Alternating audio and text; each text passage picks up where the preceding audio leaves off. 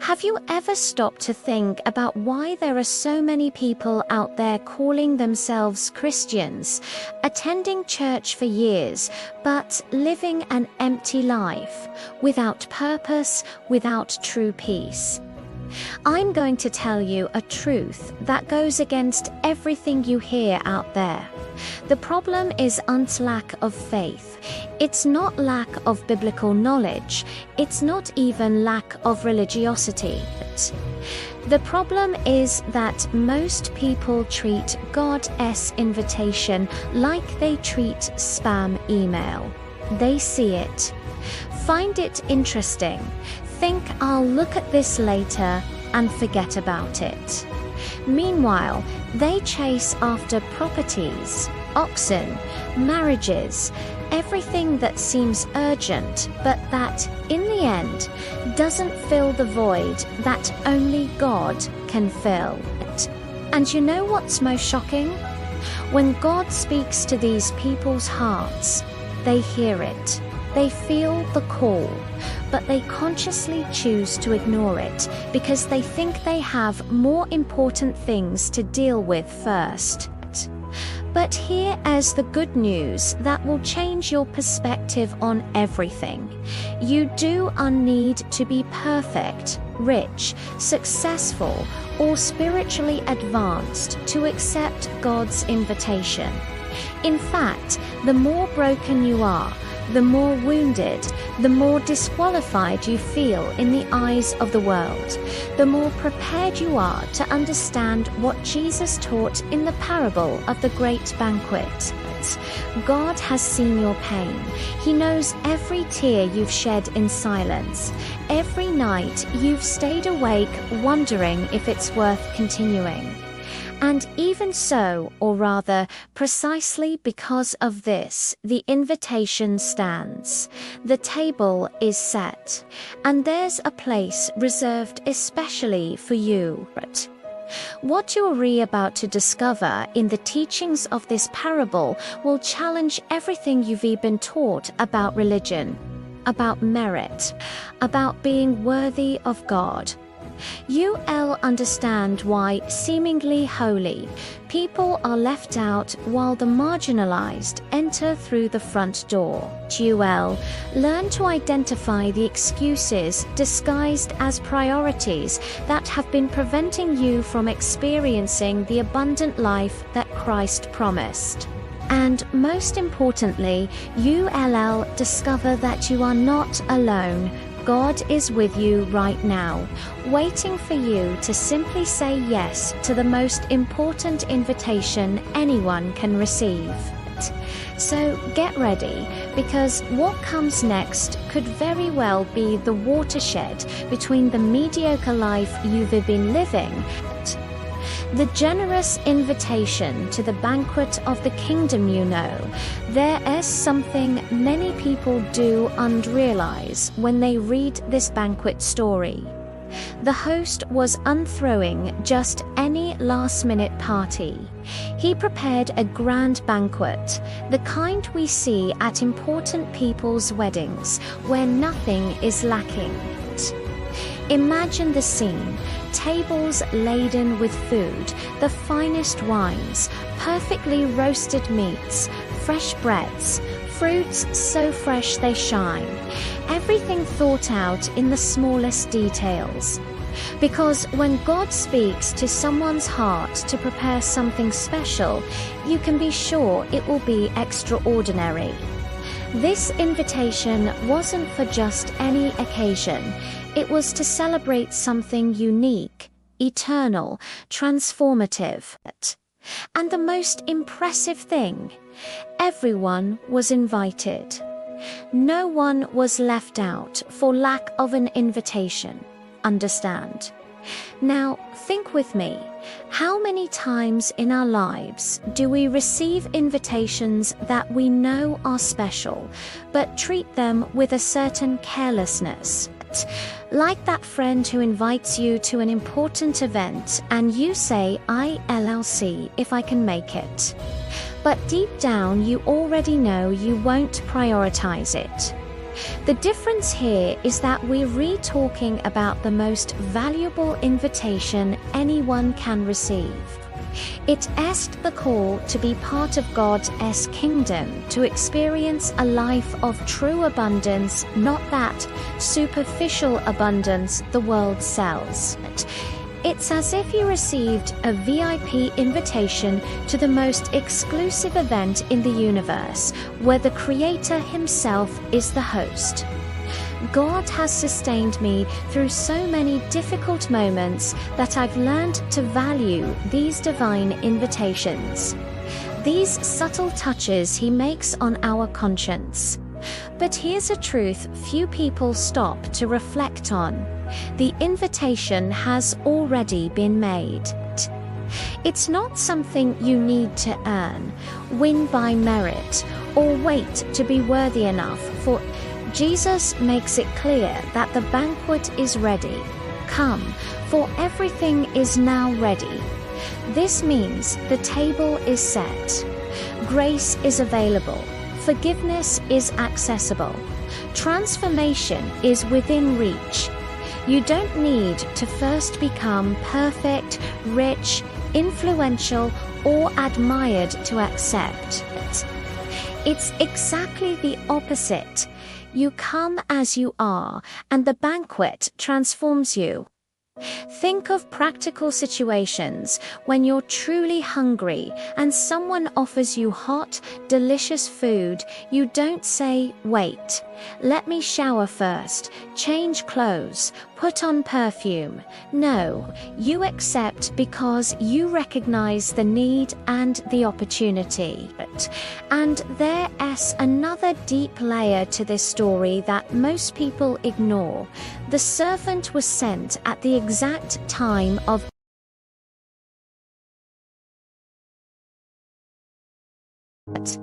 Have you ever been invited to a party, a really big, important event, but you just couldn't make it? Maybe something came up, you were too busy, or you just weren't feeling it. We've all been there. But what if the invitation wasn't just for any party? What if it was an invitation from the most important person imaginable, for the most incredible feast ever prepared? There's a powerful story Jesus told, known as the parable of the great banquet. It's a story that really makes you think about our priorities and the excuses we make. In this story, a man prepares a huge, lavish feast. He's got everything ready, the best food, the best wine. The hall is decorated. It's the event of the century. He sends his servant out to tell the guests he had invited, "Come, for everything is now ready." You'd think they'd be thrilled, right? Rushing to get there, well, that's not what happened. Instead of excitement, the servant was met with a series of excuses. One after another, the invited guests started declining. The first guest said, "I have just bought a field, and I must go and see it. Please excuse me." Now, let's stop and think about that for a second. He just bought a piece of land. Wouldn't he have already seen it before buying it? It sounds a little strange, doesn't it? It's like buying a car online and then saying you can't come to a wedding because you have to go look at the car you already own. His focus was on his new possession, his material wealth. The field wasn't going anywhere. It would still be there tomorrow.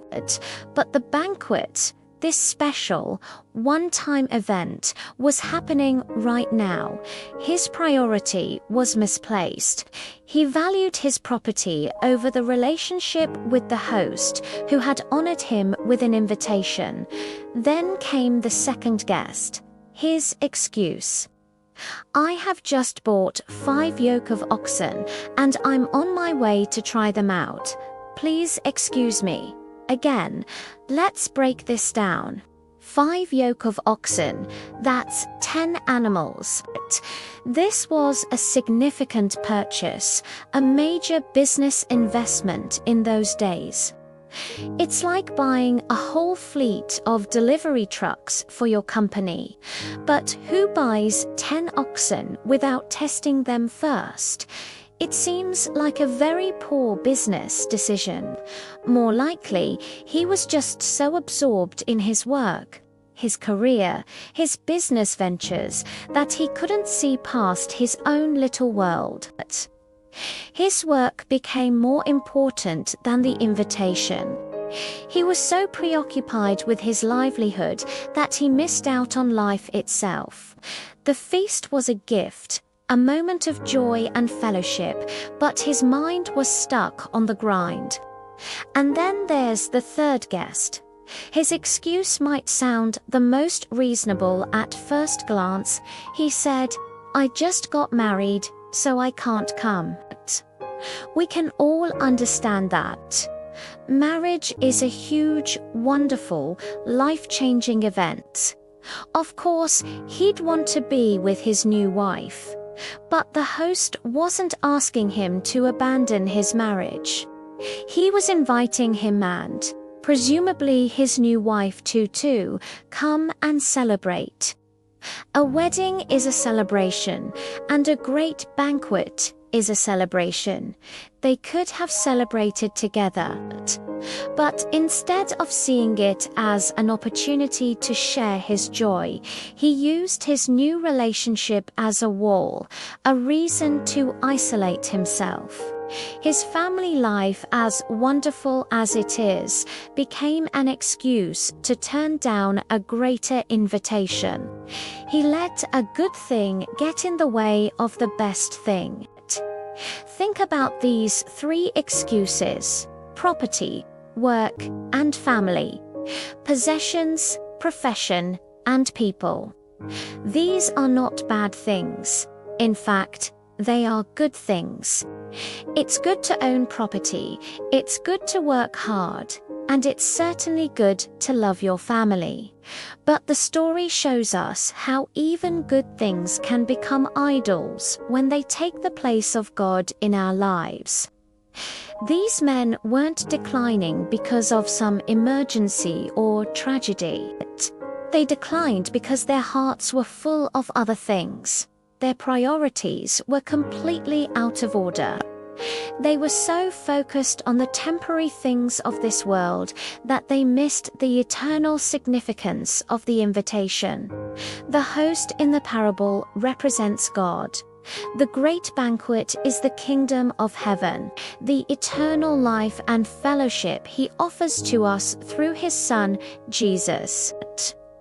The invitation has been sent out to everyone. It's an open invitation that says, "Come, for everything is now ready. The price has been paid. The feast is prepared. All we have to do is accept." But how often do we act like those first guests? How often do we say, "God, I'd love to spend more time with you, but I just bought a new gadget I need to set up." Or, "I'd love to read my Bible, but this project at work is just overwhelming right now." Or, "I'd love to go to church, but it's my only day to relax with my family." We let our possessions, our careers, and even our relationships become excuses to put God on the back burner. The tragedy of the story is what these guests missed out on. They chose a field, some oxen, and a private evening over a feast with the king. They chose the mundane over the magnificent. And the host's reaction is telling. He was angry. Not because his ego was bruised, but because his generous, gracious gift was treated with such contempt. It was taken for granted. So he tells his servant to go out into the streets and alleys and bring in the poor, the crippled, the blind and the lame. The people society had overlooked, the ones who knew they had nothing to offer, the ones who weren't busy with their own important lives. They knew a good thing when they saw it, and they came flooding in, full of gratitude. This story is a check for our hearts. What are our priorities? What are the fields and oxen in our own lives that we place before God? The invitation to the great banquet is still open today.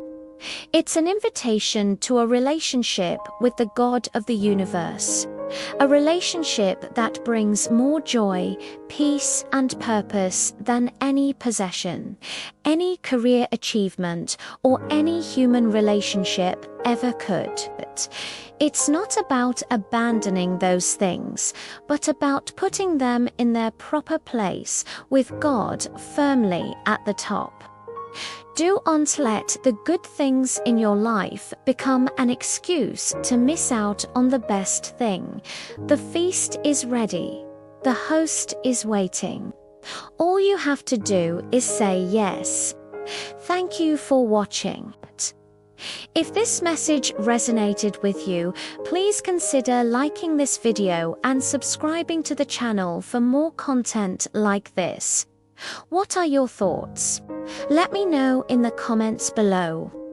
See you next time.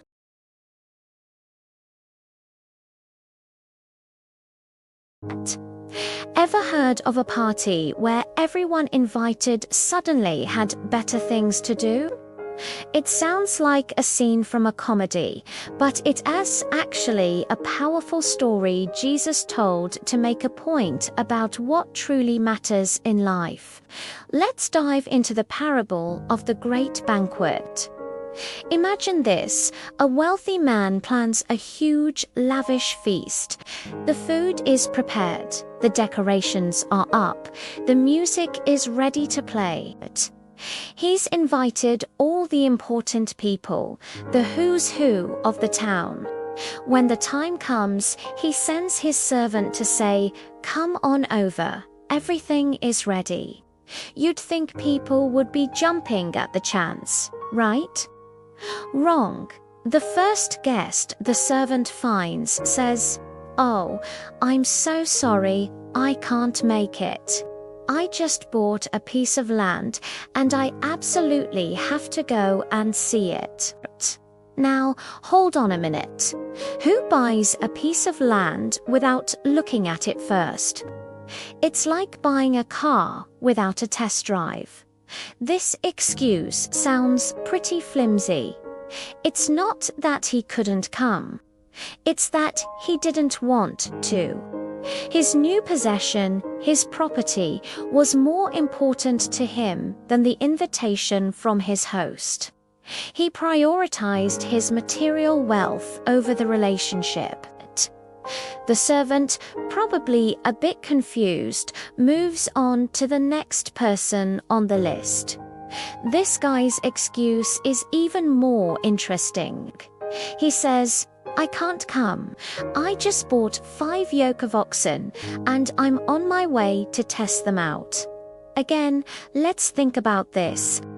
You've just invested in some serious farming equipment. Oxen were the tractors of their day. Would you really make such a big purchase without checking if they could even pull a plow? It's highly unlikely. This excuse is all about his work, his business. His career and financial pursuits were his top priority. The feast, a symbol of joy and fellowship, was just an interruption to his busy schedule. The servant, now probably getting a little frustrated, goes to the third guest. This person says, "I can't come because I just got married." On the surface, this one seems like the most reasonable excuse. Of course, a newly married man wants to be with his wife. But the invitation wasn't a surprise. He knew about the banquet. A wedding is a wonderful thing, but in this story, it represents our closest human relationships and personal commitments. This guest let his new family life completely overshadow his commitment to the host. He was so focused on his personal world that he excluded everything else, even this incredible honor. So what do we have?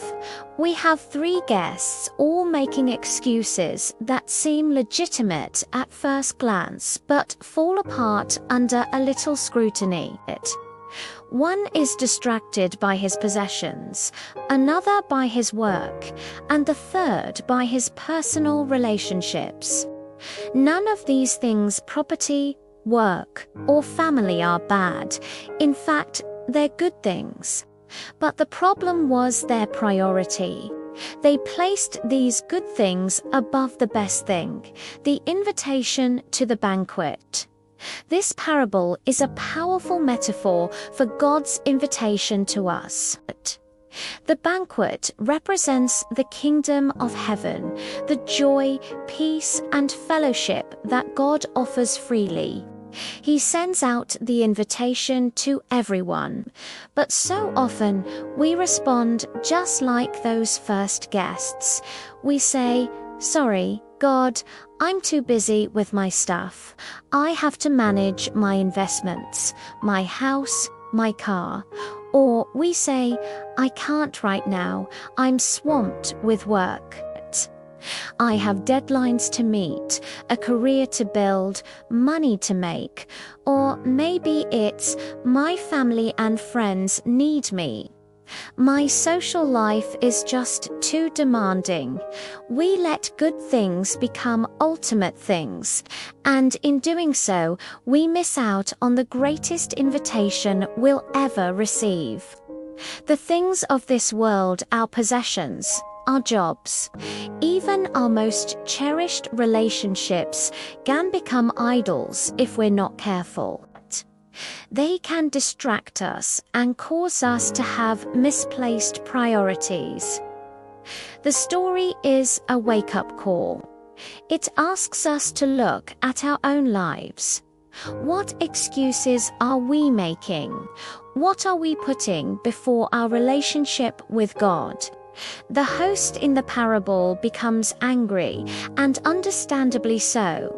His generous offer was treated with contempt, but his response is amazing. He doesn't cancel the party.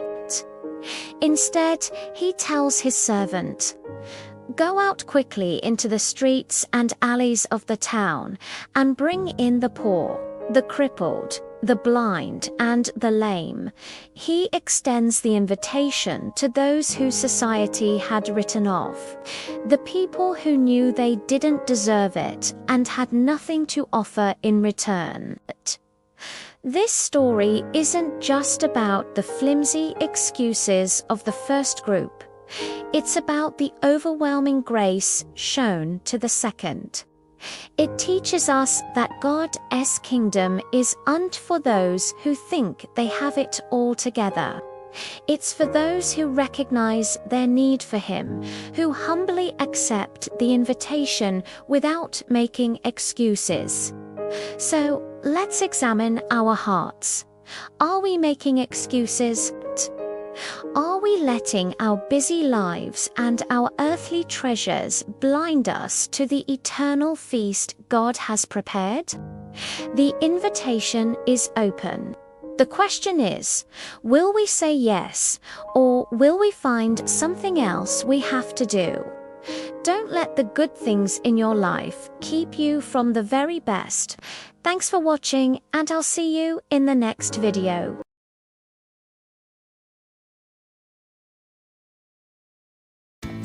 After the servant brought the poor, crippled, blind, and lame, he returned with surprising news. "What you ordered has been done, and there is still room." Think about the absurd generosity of this. The table was so abundant, the banquet so plentiful, that even after bringing all the marginalized from the city, there was still space. And that's when the master gave an even more radical order. Go out to the roads and country lanes and compel them to come in, so that my house will be full. This word compel doesn't mean forcing anyone against their will, but insisting with urgency, persuading with passion, showing the importance of that moment. It's like when you see someone about to make a choice that will destroy their life and you don't remain passive, you insist. You warn, you do everything possible to open that person's eyes. God sustained me in moments where I needed that loving insistence from someone who cared about me enough not to let me miss a transformative opportunity. The urgency here isn't neurotic or desperate. It's an urgency of love. From someone who knows the value of what's being offered and can't stand to see people wasting it. Imagine a doctor who discovers the cure for a fatal disease. He is not going to sit in his office patiently waiting for the sick to show up when they feel like it. He's going to go out, he's going to search, he's going to announce, he's going to do everything possible for the cure to reach those who need it. In the same way, when heaven is silent, but God is acting, He's often mobilizing people, circumstances, events to reach you where you are. That friend who out of nowhere called you, inviting you to church, that book that fell into your hands at the right moment, that song that played on the radio and spoke exactly to your pain. None of this is coincidence. It's God insisting on the invitation because He knows you need this banquet more than you imagine. But now comes the hardest part to swallow, that truth that's uncomfortable, but needs to be said. I tell you, not one of those who are invited will taste my banquet. There's a window of opportunity, and when it closes, the consequences are real. This doesn't mean God is vindictive or cruel. It means our choices have weight. That free will is real, and God respects our decisions, even when they harm us. It's like a train passing through the station. You can choose not to board, but when it leaves, it leaves. You can run after it, shouting, "Wait, I changed my mind," but the moment has passed. How many people do you know who live with if I had known, if I could go back in time? These tears that God sees are tears of belated regret, of wasted opportunities, of rejected invitations. And here is something that needs to be crystal clear. The rejection did unhappen because there was no invitation, because the banquet wasn't good enough, or because God didn't insist.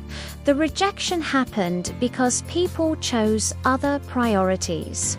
They had the invitation, knew the offer, understood the proposal, but deliberately opted for other things. And this is the tragedy of our time.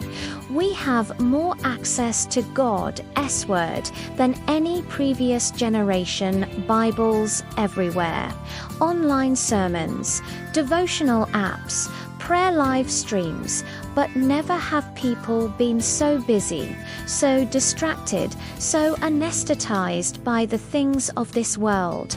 You can have the Bible downloaded on your phone, but if you never open it, what's the difference from not having it? You can know by heart that faith in Jesus Christ is the way. But if you don't live this in practice, what good is theoretical knowledge? The banquet is ready, the table is set, the invitation is still valid, but the question that won't go away is, are you going to accept now, or are you going to present one more excuse and run the risk of discovering too late that the door has closed?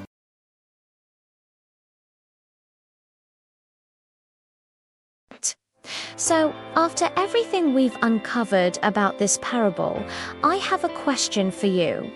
What will be your response to the invitation? Are you going to keep being that person who always has an excuse ready? You know the ones, oh, when I solve my money problems, or when my kids are grown up, or when I finally have more time, or the classic, when I feel prepared. Or will you find the courage to drop those crutches and accept that the moment is now? That God heard your prayer and is calling you exactly as you are, with all your imperfections, all your fears, and all your doubts. Because listen, a day will come when you look back and realize you spent your whole life chasing after properties that rusted away, oxen that died, and relationships that grew cold, all while the heavenly banquet was right there waiting for you. Now, I want you to be brutally honest with yourself. What are the priorities you've been placing ahead of God? What's that favorite excuse you pull out every single time you feel God nudging your heart? Is it work, your relationships, money, entertainment, your social status, comfort? Whatever it is, I want to challenge you to do something radical in the coming days.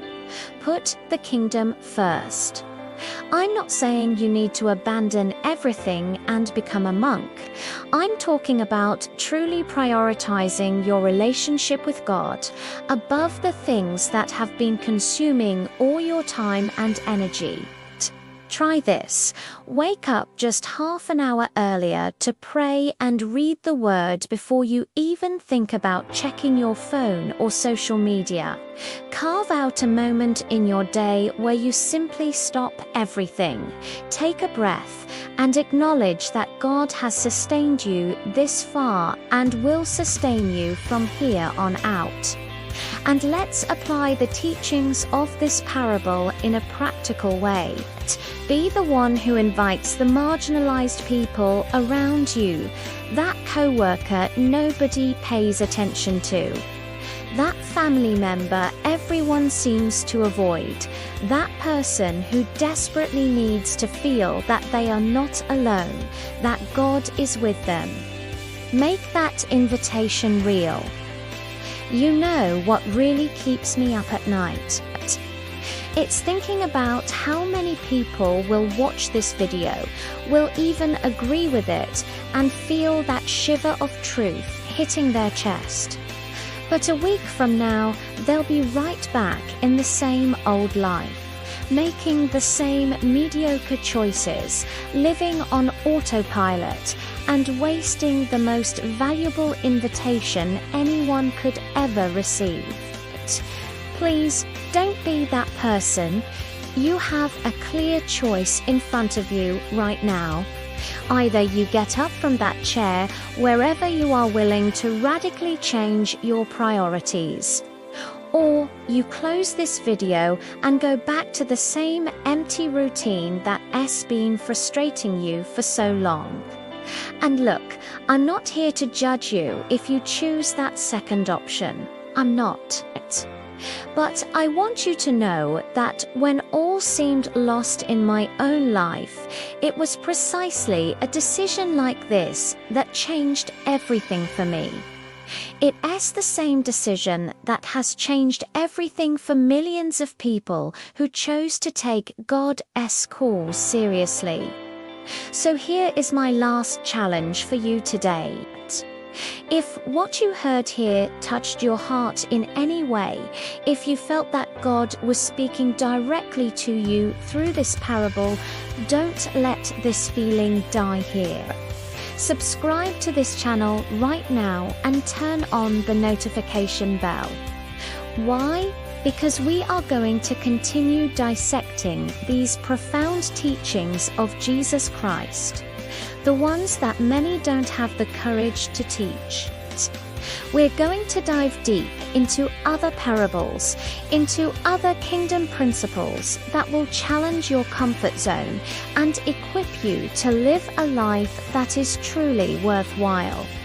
Because you see, faith in Jesus Christ isn't about memorizing verses or just showing up to services on Sunday. It's about real transformation. It's about radical life change. It's about accepting the invitation and finally taking your seat at the table with the King. And if there's one thing I've learned, it's that even when heaven seems silent, God is always acting. And often, He acts through content just like this, that reaches you at the exact moment you need it most. So please, don't waste this opportunity. Subscribe, activate your notifications, and let us go together on this journey to discover what it really means to live out Jesus' teachings in practice. The banquet is ready. The only question left is, are you coming?